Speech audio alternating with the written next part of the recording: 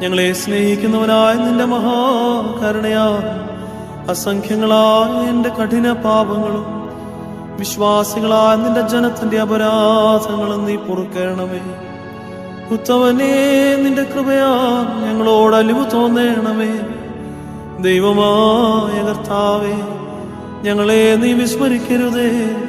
ഞങ്ങളിൽ നിന്നും വാങ്ങിപ്പോയി ഞങ്ങളുടെ മാതാപിതാക്കന്മാരെയും സഹോദരീ സഹോദരങ്ങളെയും നേതാക്കന്മാരെയും മൽപ്പാന്മാരെയും മഹത്വമുള്ള നിന്റെ സഭയുടെ മക്കളായ വിശ്വാസികളായി നിര്യാണം പ്രാപിച്ച സകലരെയും നീ ഓർത്തുകൊള്ളണമേ.